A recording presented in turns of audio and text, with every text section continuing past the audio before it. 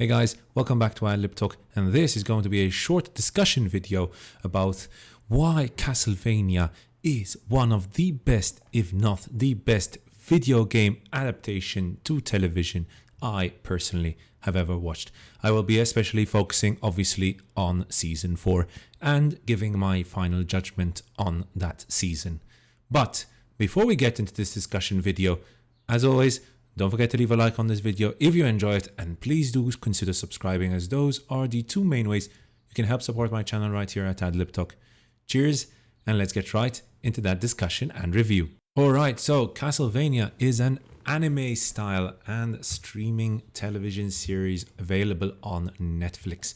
It is based on the Japanese video game series by Konami, with its first two seasons pretty much adapting Castlevania 3, Dracula's Curse, and following the stories of Trevor Belmont, Alucard, and Cypher Belnades as they defend the nation of Wallachia from Dracula and his minions. Characters and many different sort of elements are taken from the video games and are taken from other Castlevania video games, not just Castlevania 3. And it's clear that they were incredibly influenced by Japanese anime when creating this series. It started in 2017 and it was available always on Netflix, and so far there have been 4 seasons, with the 4th season coming out this year, just a few weeks ago, and basically the last season ended this series, although there is potential for new seasons to come out, maybe continuing the story of the Belmonts. So, what makes Castlevania so good? Let's start off with a sort of quick summary of how the plot has developed from season 1 till basically the start of season 4. So please mind, there will be spoilers for what happens between season 1 up to season 3 and the start of season 4.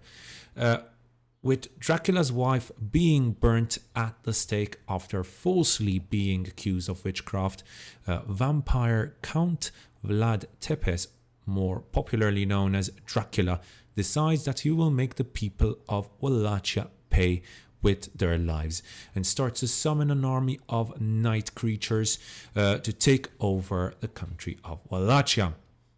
Trevor Belmont takes up the fight against Dracula, aided by magician Cypher Belnades and also Dracula's own son. Alucard, the setup for season 1 was great. Unfortunately, it was a little too short. 4 episodes was far too little, but great setup, great introduction to many of the various characters we would be seeing for many other seasons. So season 1 can be lauded for that aspect. Season 2 then continues to get longer and improves greatly also, as we have more time to develop characters, give us more interesting character arcs, and so on.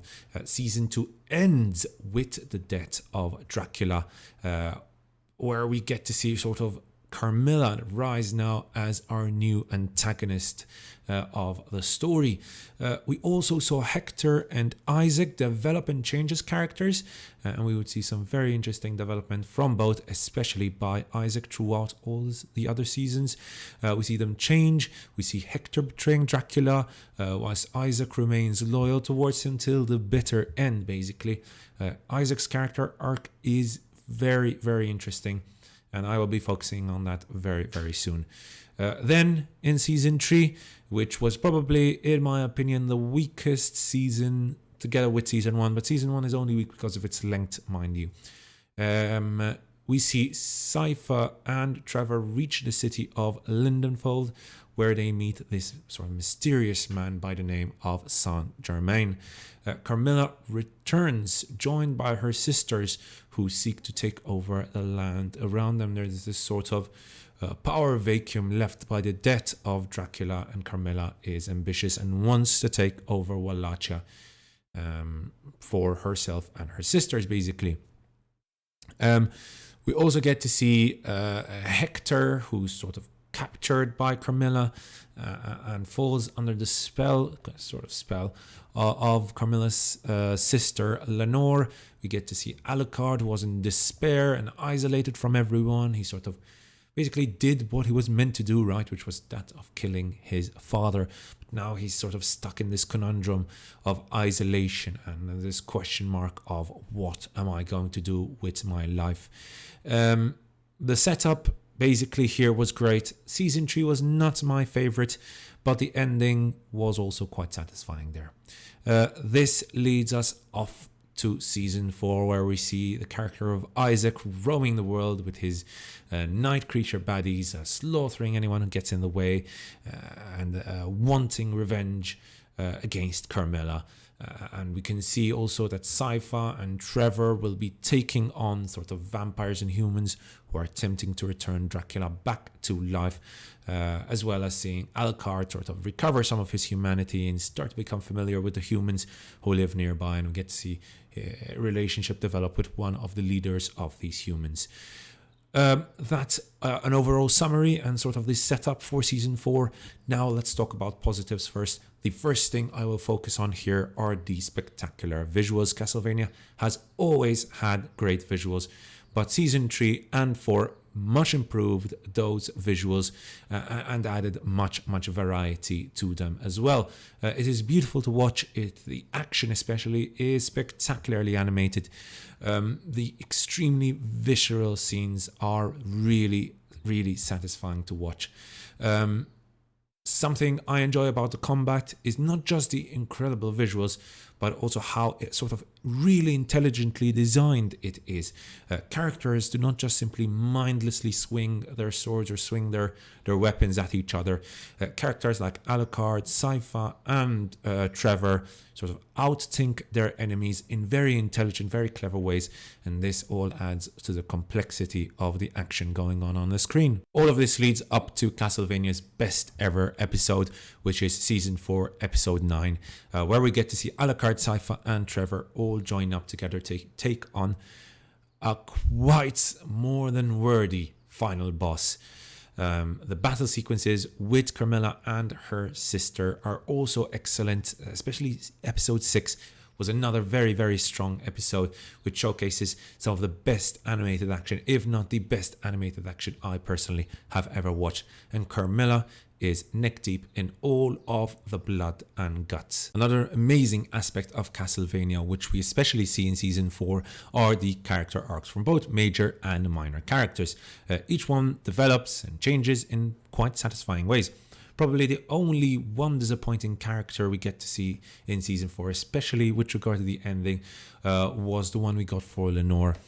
Trevor Belmont and Sypha both have a rather predictable arc this season, but due to the amazing performances by Richard Armitage and Alejandro Reynoso, as well as some pretty exciting monster hunting, it is still very enjoyable to watch. Carmilla, voiced incredibly by Jamie Murray, is consumed by her plan to take over the country whilst ignoring the threat that was on her horizon. And as I mentioned previously, this leads to such an incredible episode 6, which is sort of the climax to her plot. Isaac and Hector get to experience quite a different journey, but end up sort of in the same place in a certain way. Isaac sets off on his quest for personal revenge, but midway through goes through this sort of change to his character, which is extremely well written, and eventually leads him to still take on Carmilla, but for different reasons. Finally, Hector's story is obviously linked with Lenore's and ends in a rather anticlimactic way, but I still have to be honest, I did also enjoy Hector's character arc throughout season 4.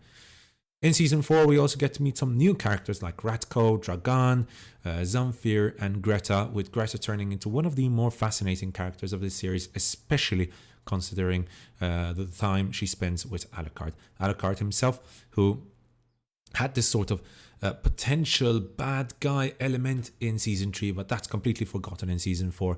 And in season 4, we get to see him help Greta and the humans of whom she is in charge. As I've described already, The voice acting in this series is excellent, but you may have noticed there are some standout performances, especially for Carmilla and Trevor Belmont. Personally, I enjoyed Carmilla's character the most in the past 2 seasons, and I wish we got to see more of her. She spent most of season 4 unfortunately locked in her tower, barely ever making any appearances, but the few appearances that she does make, I'm sure, have turned her into a fan favorite and have definitely turned her into my personal favorite character. And obviously her climactic scene is simply perfect. Whilst almost all the endings for Castlevania Season 4 were pretty much pitch perfect, I cannot say the same about the opening first few episodes of Season 4. Castlevania has sort of always suffered a little with this problem, where you get a lot of setup being done in the first few episodes, and then sort of the second half of the season gets all the action. And this is an obvious, clear pacing problem that we have in this series. Sometimes, for example, the discussions between Isaac and his night creatures got a bit too much for my liking. So if I had to point out a major issue in this 4th season, it would have to be that it just takes far too long to get going, and the pacing, especially in the first half of the season, is a little off.